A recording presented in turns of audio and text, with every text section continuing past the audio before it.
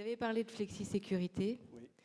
C'est un terme dont on parle depuis longtemps, fort longtemps. Hein. On en parlait déjà au niveau de la refondation du pacte social, on en parlait, enfin voilà.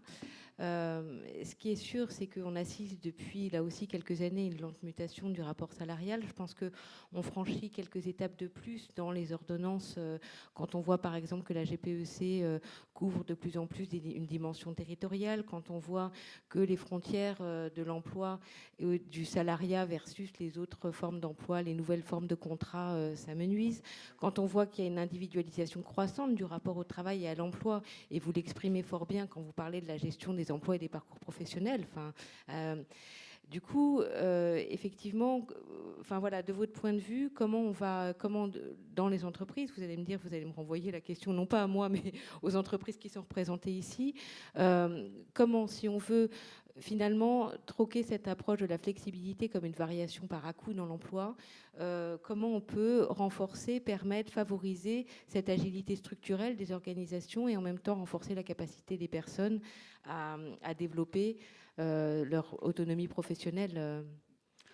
Eh ben, on pose un certain nombre d'outils pour permettre justement aux entreprises qui souhaitent s'engager dans cette voie-là, de le faire de la manière la plus efficace possible. Ces outils, c'est des outils négociation collective, GPEC, des outils négo qui s'imposent au contrat de travail, des outils sur le menu des négociations, et puis des outils sur la capacité des instances représentatives du personnel de s'emparer des sujets. Et puis encore une fois, ces outils, on les complétera l'an prochain, cette fois sous l'angle individuel, personnel, avec le nouveau cadre qui sera posé en matière de formation professionnelle et d'apprentissage. Du coup, c'est voilà. Une espèce de révolution dans la continuité, c'est quand même une révolution. Oui, mais d'une manière générale, je pense que ça a été dit par Christian. Tu vas pas l'impressionner avec ça, il va dire oui. Ça a été dit, oui, ça a été dit tout à l'heure par Christian. Oui, il y a à la fois des éléments de transformation forte et des éléments de continuité, bien évidemment.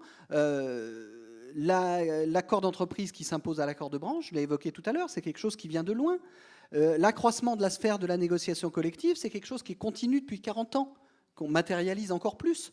L'instance unique, c'est quelque chose dont on parle depuis des années et des années.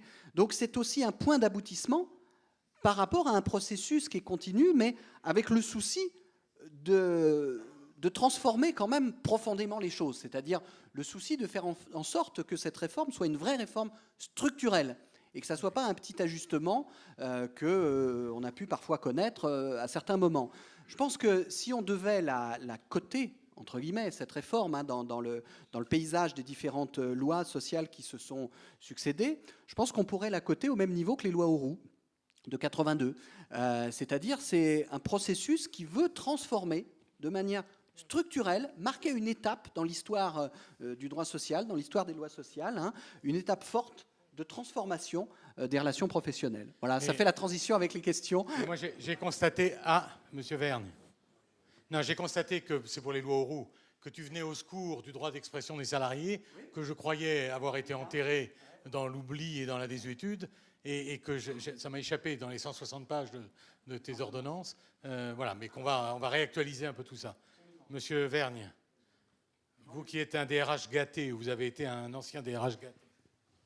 Non, Franck, bravo. Mais... Une question, pas un discours. Non, je ne veux pas un discours, mais je ne vais pas poser les questions. Mais enfin, j'ai été surpris de cette comparaison avec les lois Auroux, puisque pour être un peu aussi provocateur que toi, je vais dire que j'ai retrouvé ici, dans ce package des ordonnances, la flexibilité, mais peu de sécurité. Je trouve qu'il faudra attendre le paquet global pour trouver quelque chose que ça va apporter aux salariés. Parce que là, ça apporte beaucoup aux TPE et PME. Tu sais bien que je me bats pour elles, donc je suis content. Mais je n'ai pas vu beaucoup de choses apportées aux salariés. Voilà. C'est pour ça que j'ai trouvé la comparaison avec les lois Auroux un peu quand même difficile. La parole est à la défense.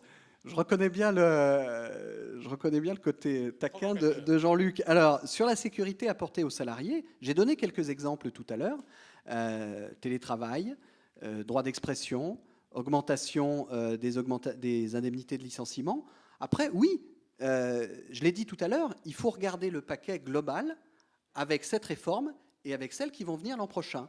Et effectivement, je fais le pari que dans ce qu'on envisage de faire l'an prochain, en matière d'apprentissage, de formation professionnelle ou d'assurance chômage, je ne pense pas qu'il y aura beaucoup de sujets qui donnent matière à descendre dans la rue, pour dire les choses très clairement. Au contraire, dans les sujets qu'on envisage l'an prochain. Il y aura sans doute un certain nombre de sujets qui donneront matière à un certain nombre de structures à s'émouvoir, mais qui ne descendent pas dans la rue. Hein. Donc les difficultés vont être d'une autre nature. Mais en tout cas, on a un paquet qui va être plutôt un paquet qui va nourrir le côté sécurité, le côté transition professionnelle, le côté gestion par l'actif de son parcours professionnel. Oui, bien sûr. C'est pour ça aussi que la ministre du Travail parlait de Rubik's Cube, je reprends l'expression. Non, et que l'équilibre doit être apprécié globalement. Absolument. Une fois qu'on aura vu les ordonnances, plus la formation professionnelle, plus l'apprentissage, plus l'UNEDIC. Est-ce qu'on peut dire aussi que l'équilibre se porte aussi sur les centaines, il faut prendre en compte les centaines de milliers d'intérimaires, de CDD ou de chômeurs qui verront peut-être un accès au CDI facilité par ces réformes. Donc quand on parle de l'équilibre salarié-patronal, il faut aussi penser à ces gens qui, pour l'instant, ont du mal à accéder au CDI. 80% des embauches, des non-cadres, se font en intérim ou en CDD. Il faut y penser. tu partages l'avis du je souscris, je signe des deux mains à ce que vous dites, évidemment, complètement.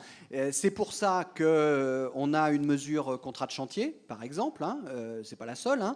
C'est pour ça qu'on a posé un cadre qui se veut sécurisé sur la rupture du contrat de travail, le barème, les règles sur la rupture conventionnelle collective, les reclassements, fonds-forme aussi, je ne l'ai pas évoqué, point très important pour les TPE-PME, le fait de dire que les difficultés en matière de règles de forme, de non-respect de règles de forme, n'emportent pas les mêmes conséquences que des problèmes de fond hein, liés au licenciement. Donc effectivement, c'est pour ça qu'on a voulu sécuriser toutes ces questions-là pour faire en sorte d'aller beaucoup plus que ça n'est le cas aujourd'hui vers le CDI plutôt que vers des contrats courts.